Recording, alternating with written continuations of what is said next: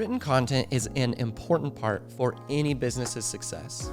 But what's the best way to get it for your business? Today, we're talking with our own in-house content expert, John Becker, to talk about a few of those options. How's it going, John? Great. Awesome. How you doing? Hey, doing good. Good to see you. Thanks for talking with us today. We're excited to hear a bit about everything you have to share. Talking about written content for businesses, what are some different options that businesses have if they're trying to either get a writer or just written content in general?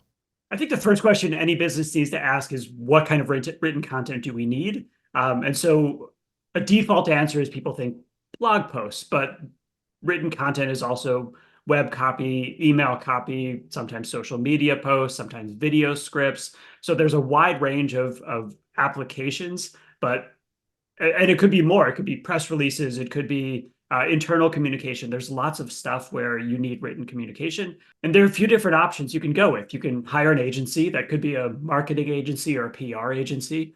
You could hire a freelancer, or you could hire an internal person as a content manager, what we would call, or you could use AI as that advances more and more. That's becoming an option that is enticing to a lot of businesses.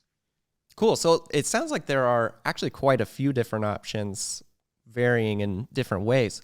What are some kind of pros and cons to each of those options that you listed out? Sure. So first off is hiring an agency. And this is a default choice for a lot of businesses because that's what they think you do. You hire an agency to do your marketing. The pros of that is there are tons of agencies out there, and they typically can get up and running really quickly. You hire an agency today, they can start producing content almost immediately because they have writers on staff. Sometimes they're working with freelancers, so they're sort of an intermediary, but typically they're able to get content up and going really quickly. The downside is that because it's an agency, one, you might have stipulations on your contract. So you sign a contract that says this agency is going to produce a certain number of pieces of content per month or per quarter, whatever it is. You might have stipulations in terms of revisions. So in this piece of content, we could do 2 revisions back and forth, but beyond that, it's just going to go live. And that underscores the biggest danger, which is it's not going to necessarily sound like you.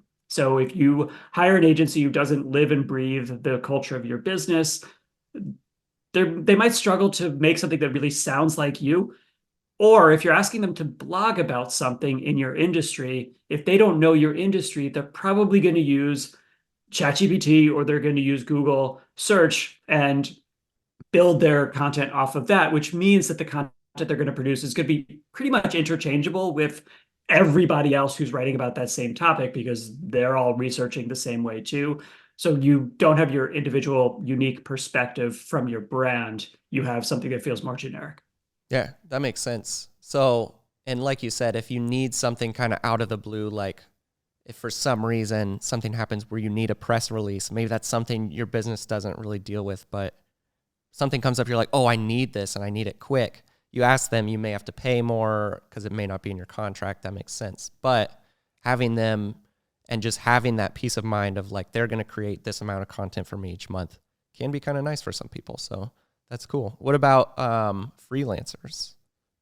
So freelancers they run a whole gamut. You have freelancers who you might hire for one small thing here or there, or freelancers who are closer to an agency or closer to an employee that you pay on a retainer or you pay by project, but they're more closely aligned with your company and more similar to an actual employee or to an agency. A challenge with freelancers is quality.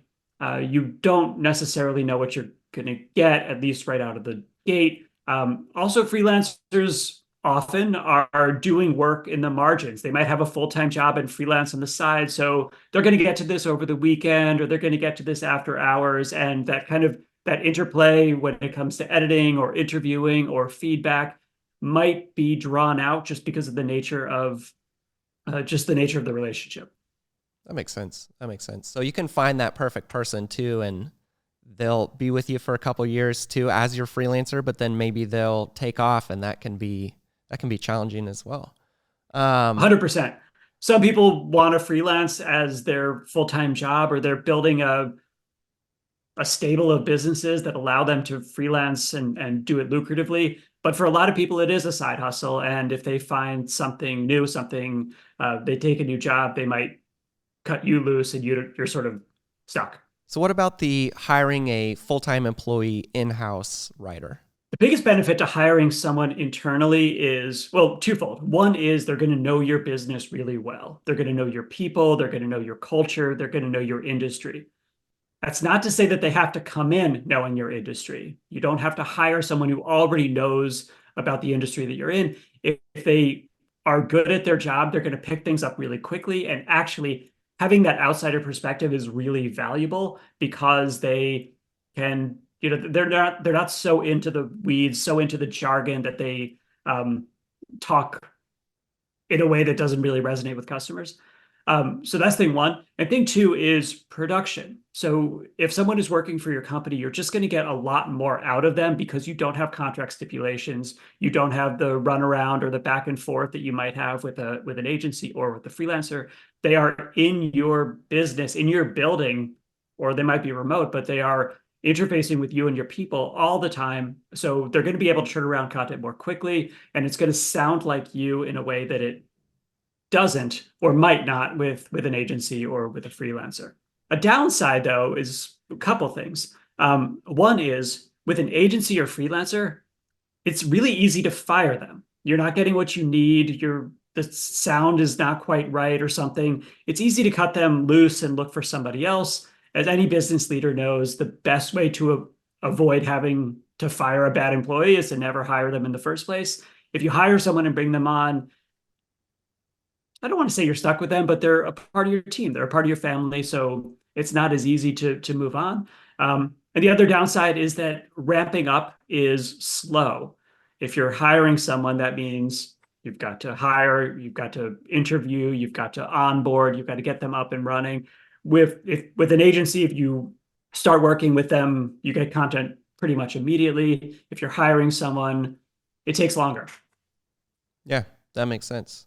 And then the last one is controversial. Some people love it, some people hate it. AI.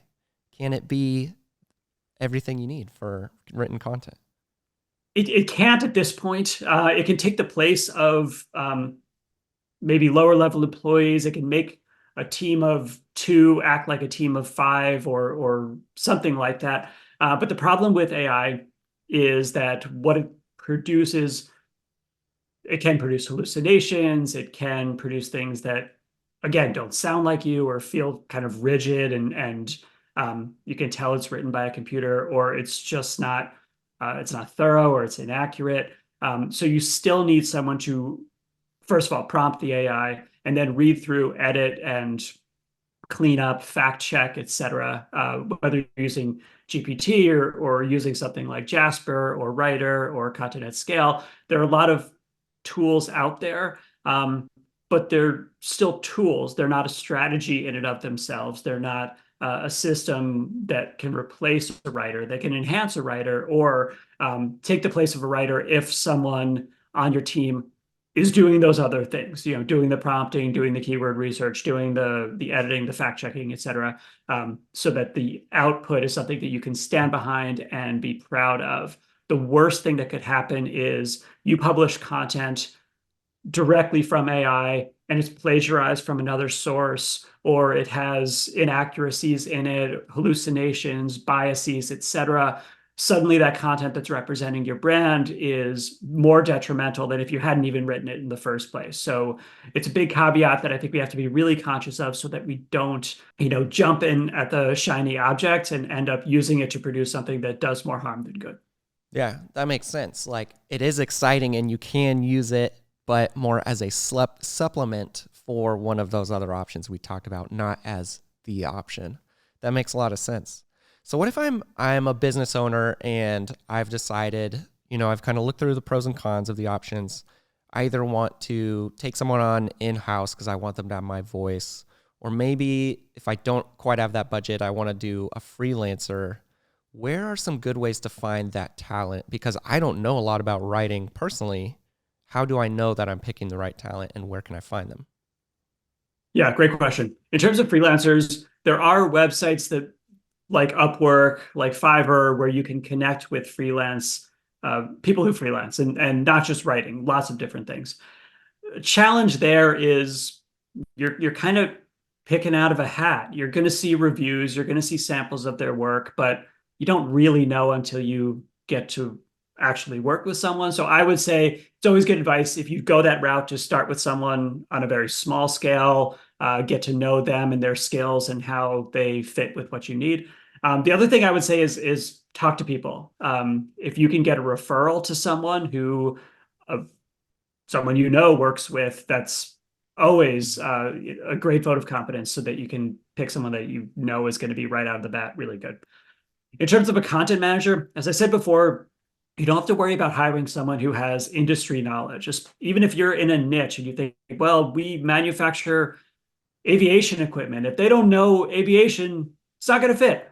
No, think about this person as a journalist for your company or the storyteller for your company. And so, as we tell companies, often hiring someone who is a journalist, who is an English major, a communications major, someone who's comfortable interviewing, writing, potentially being on camera or doing podcasts, other things as we think more broadly about what content should be. Those are great places to look.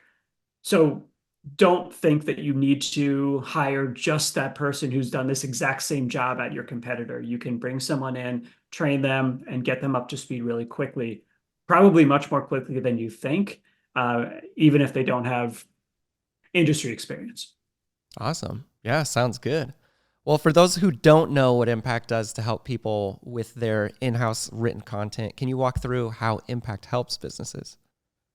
Absolutely. And we help in a lot of ways. We have uh, tons of educational content, blog articles, videos, podcasts, courses, etc., that can teach you how to be a content manager, how to hire a content manager, how to manage or onboard a content manager. So there's tons of free resources that can help you get there. We also train businesses to actually do that hiring. So to do one-on-one coaching and training to help you bring in that content manager, teach that person how to represent your business well, write the right content, write the right emails, write the right web copy, social copy, etc. So we provide detailed marketing training for businesses that understand how important content is to the way that they're perceived in the marketplace. Awesome. Well, thanks, John, and thanks for coming on today. We'll catch you on the next one. Thanks, Austin. The right choice for written content may be different for each and every business. The main thing to remember is to make sure your content is unbiased, honest, and really helps your customer. If you want help hiring and training your own in-house content writer, contact us at impactplus.com today.